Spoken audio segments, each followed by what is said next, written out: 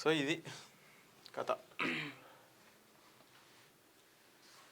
ఇక ముగిసిన పల్లె పోరు. చివరి విడత పంచాయతీ ఎన్నికల్లో 85.77% పోలింగు. యాదాద్రి మెదక్ జిల్లాలో 90% పైనే. అత్యల్పంగా నిజామాబాద్లో 76%, సిరిసిల్లలో 79%, రాష్ట్ర వ్యాప్తంగా 3 విడతల్లో కలిపి 85.3% నమోదైతే అయిపోయింది.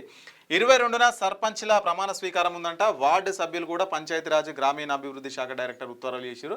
సో ఫస్ట్ 20 తారీఖున ప్రమాణ స్వీకారం అయితే పెట్టాలని చేసిరు. మరి ఆ రోజు అమాస ఉందని చెప్పేసి, ముహూర్తాలు మంచి లేవని చెప్పేసి ఎవరైతే సర్పంచ్లు ఉన్నారో వాళ్ళ విజ్ఞప్తుల మేరకు 22 తారీఖు అయితే మార్చిరంట. ఇప్పుడు కొత్తగా ఎవరైతే ఎన్నికైన సర్పంచ్లు వార్డు సభ్యులు ఉంటారో 22వ తారీఖున వాళ్ళ ప్రమాణ స్వీకారం అయితే ఉండనుంది. ఇంకా కానీ ఈసారి ఓట్లలో చాలా మంది పాల్గొన్నారు. ఎక్కువ ఫస్ట్ విడతలో 85%, సెకండ్ విడతలో 80 దాటింది, థర్డ్ విడతలో కూడా 80 దాటింది.